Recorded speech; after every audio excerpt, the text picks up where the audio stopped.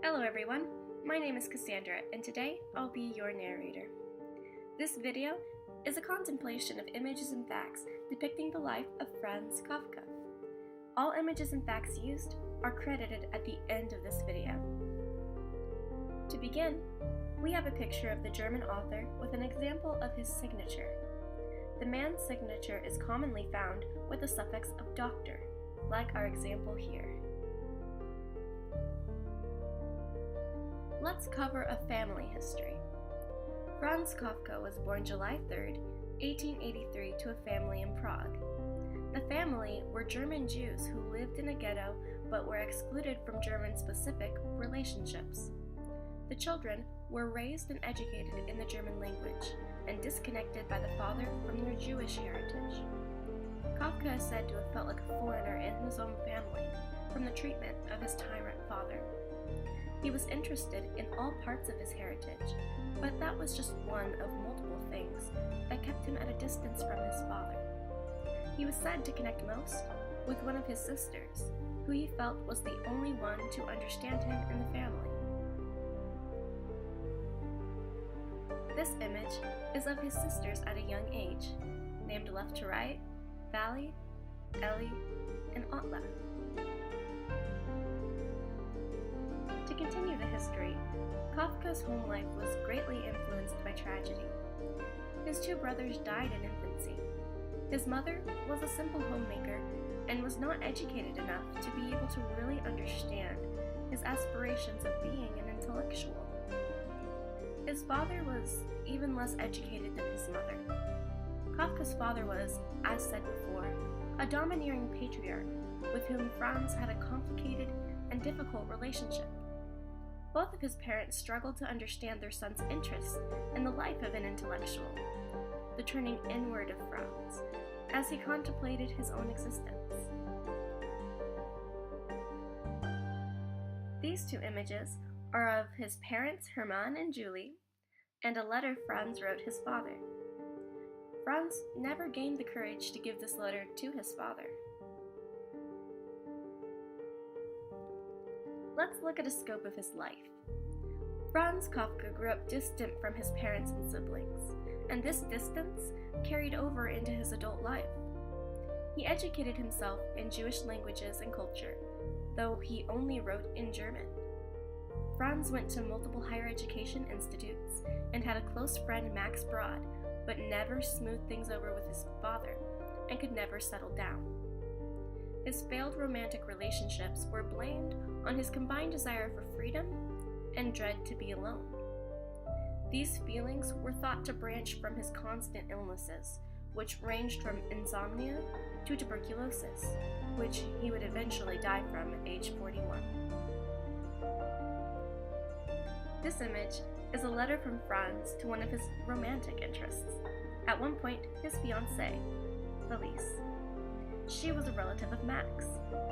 He wrote many letters to her over the course of 5 years, and the letters were eventually published, but unfortunately lost.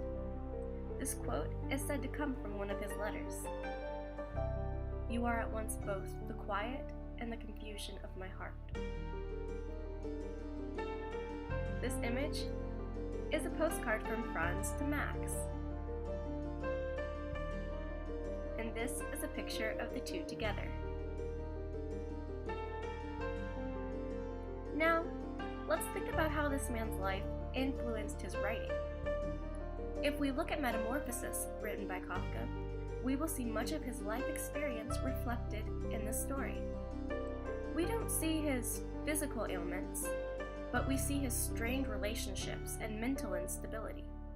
First, with the dynamic in the family, we see a father that can't seem to be pleased by the main character, Gregor. Then, once Gregor is changed, the sister, much like Franz's sister, is the one to take care and show love to him. It's only when she seems to think him a burden and disowns him like the rest of the family that Gregor dies. And in 1912, Kafka contemplated suicide when his sister sided with his family over him. This is a copy of Metamorphosis. The novella is considered to be Kafka's greatest work. It has been translated and published in many languages over the 100 years since it was first published in 1915. Let's look more into his life. Kafka blamed his life's troubles on the issues with his father, both parents really. He felt he had failed to live, failed to escape from their influence.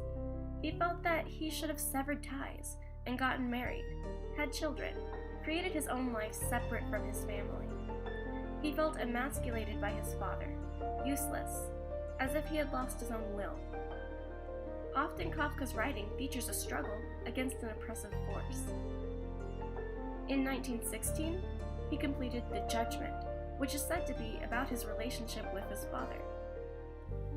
More profound than his toxic relationship with his parents and family was his disconnection to humanity itself. He struggled greatly with his personal identity and led somewhat of a double life. He worked during the day in insurance and wrote at night, feeding his true passion.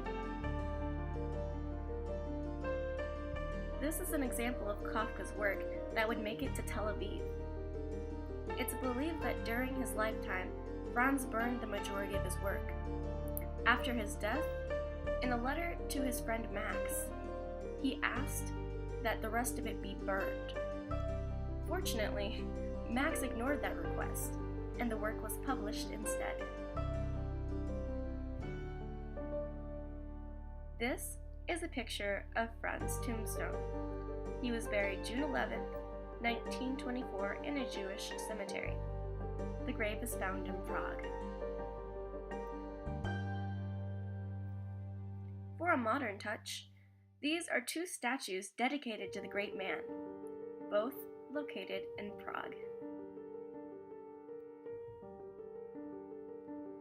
We have come to the end of our video, which has been a contemplation of images and facts of the well-known author, friend, son, and deep thinker Franz Kafka.